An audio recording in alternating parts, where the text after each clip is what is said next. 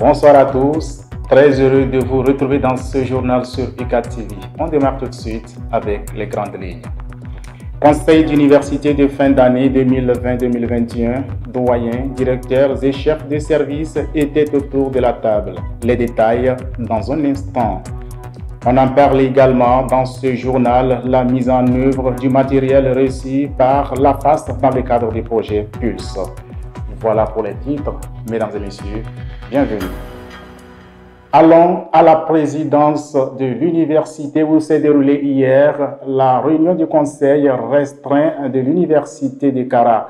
Doyens, directeurs, chefs de service y ont pris part à cette rencontre qui s'est déroulée sous la présidence du professeur Komla Sanda, président de l'institution.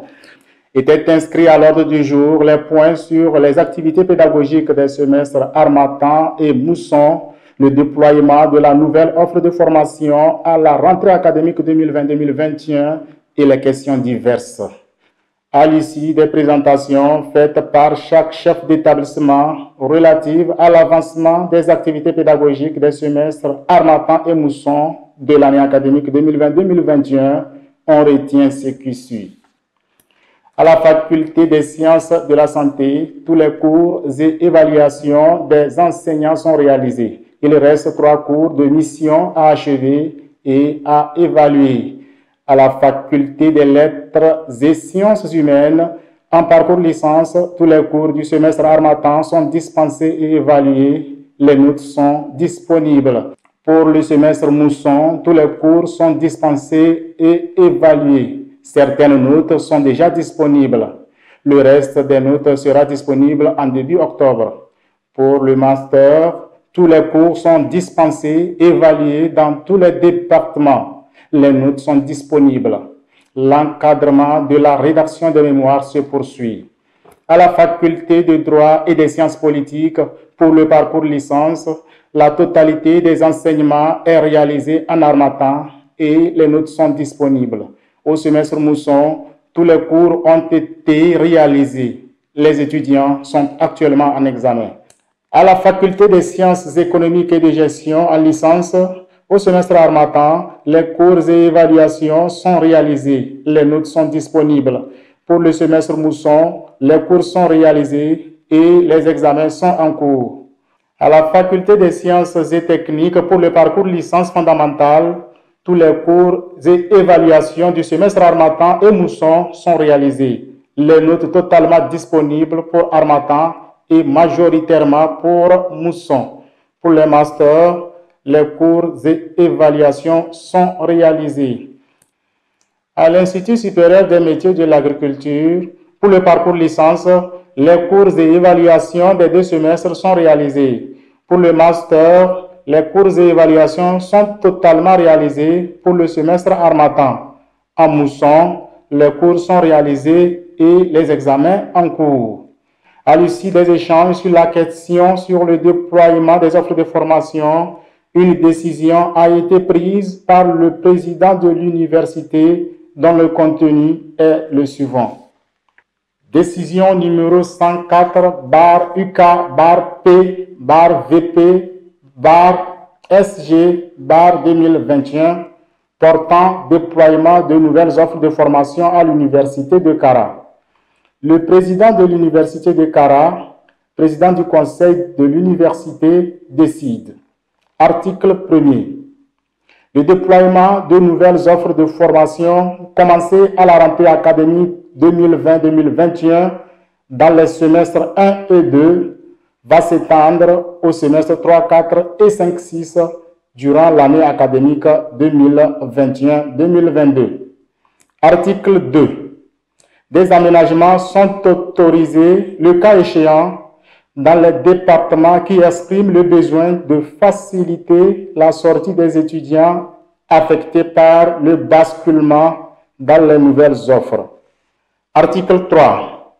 L'équipe technique informatique de la présidence, le directeur des affaires académiques et de la scolarité, le conseiller responsable d'assurance qualité interne et la commission pédagogique accompagneront l'ensemble du processus, en particulier dans les départements demandeurs des aménagements pour un basculement rationnel respectueux des normes pédagogiques en préservant les acquis des étudiants, notamment en termes de crédit capitalisé.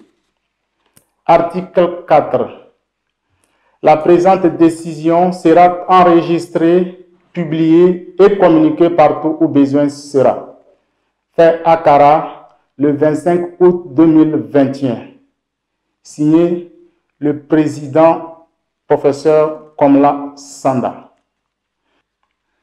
Le Conseil a pour finir abordé les points sur la pédagogie numérique amorcée depuis l'avènement de la COVID-19 et la gestion budgétaire à l'université de Kara. Le laboratoire de recherche et d'études en linguistique, psychologie et société, la RELIPS, était en conférence le 25 août passé dans la salle KAA 200 au campus Sud. Discours en lettres et sciences humaines. Comment raisonner pour convaincre? C'est sur ces thèmes qu'a porté la rencontre. Lydia Banjabli et Fortune Kuyao étaient de la partie. Suivez leur reportage. Un séminaire doctoral a été organisé par le laboratoire de recherche et d'études en linguistique, psychologie et société la RELIPS le 25 août passé au campus sud de l'université de Kara. La rencontre a porté sur le discours scientifique en lettres et sciences humaines, comment raisonner pour convaincre. L'objectif de ce séminaire, c'est d'initier les doctorants inscrits à l'université de Kara à travers le laboratoire que je viens de nommer, à la question du discours scientifique de leur domaine qui est celui des lettres et sciences humaines, puisque le laboratoire, c'est un laboratoire pluridisciplinaire. Il est important pour nous d'apprendre à nos doctorants comment communiquer scientifiquement parlant. Et c'est souvent des lacunes en termes de communication scientifique qui font que leurs travaux ne sont pas jugés pertinents ou originaux. C'est ce type de lacunes également qui constituent des obstacles à l'évolution de leur recherche. Et c'est pour cela que le laboratoire a pensé que c'était très opportun pour eux d'en savoir beaucoup, déjà pour les nouveaux doctorants et en plus pour ceux qui sont finissants, parce qu'on ne finit jamais d'apprendre. Au sortir de ce séminaire, les participants satisfaits de l'initiative n'ont pas manqué de mentionner les apports de cette séance dans l'élaboration de leurs documents de recherche. Nous avons eu une méthodologie sur la manière premièrement, de faire un projet de recherche, comment le réaliser et sous quel aspect. Donc ce qui m'a particulièrement intéressé, c'est au niveau de la faisabilité d'un projet. Avant de démarrer un projet, il faudrait se demander si le projet que je compte réaliser, est-ce qu'il est faisable? Est-ce que j'ai les moyens nécessaires pour pouvoir réaliser ce projet? Vivement que cette initiative oriente au mieux les masterants et doctorants dans l'élaboration de leurs travaux de recherche. L'analyse, la synthèse, bref, le bilan sont des éléments qui nous permettent d'avancer.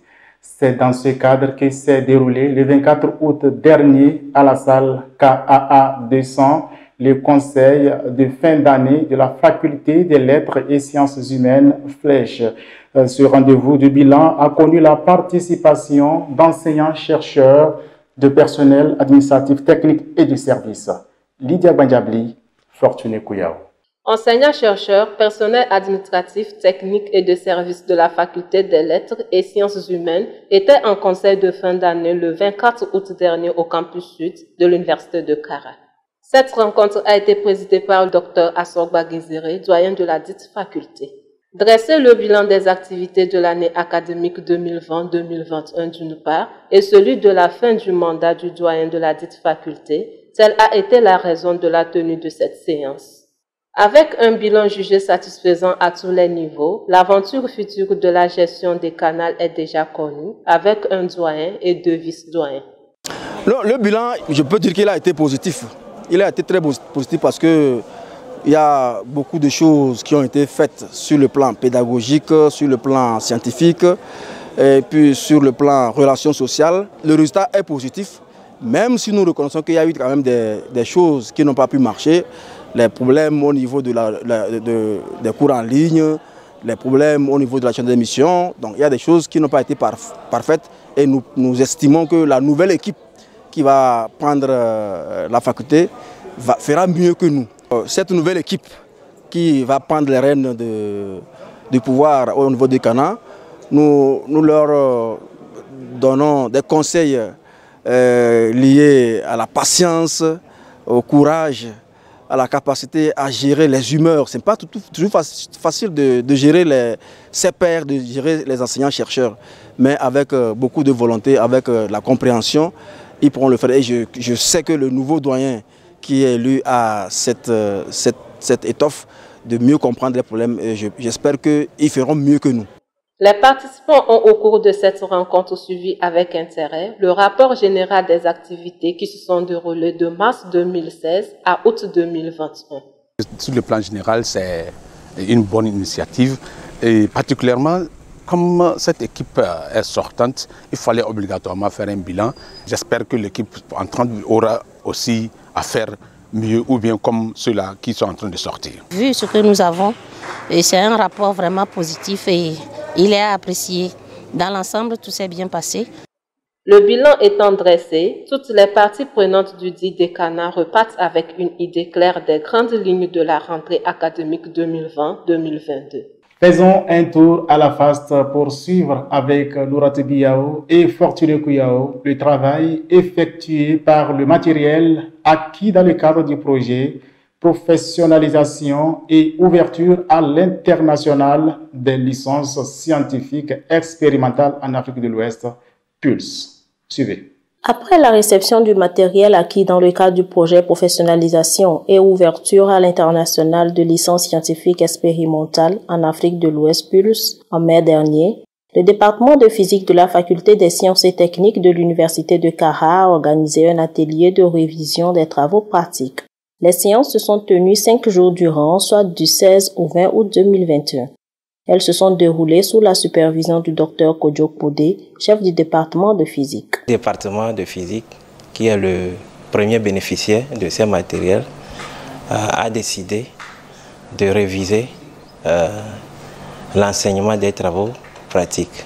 D'où cet atelier de révision des travaux pratiques que nous avons commencé le lundi. Donc tous les collègues physiciens prennent part à ces travaux. Donc nous sommes constitués en 3 équipes. Donc il y a une équipe qui s'occupe de l'optique, une autre équipe qui s'occupe de l'électricité électronique et une 3e qui s'occupe de la mécanique et thermique. Ces travaux nous permettront de revoir ou bien de réécrire un document proprement dit pour les travaux de TP qui vont commencer à la rentrée universitaire prochaine.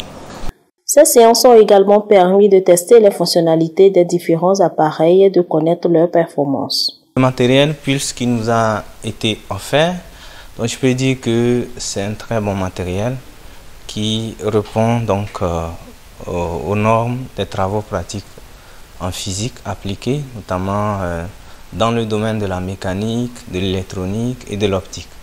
Donc c'est un matériel qui va vraiment nous permettre de monter des travaux pratiques qui vont permettre à l'enseignant d'améliorer tout d'abord la qualité de l'enseignement de physique et aussi de permettre en quelque sorte aux étudiants qui vont sortir de notre département d'avoir en quelque sorte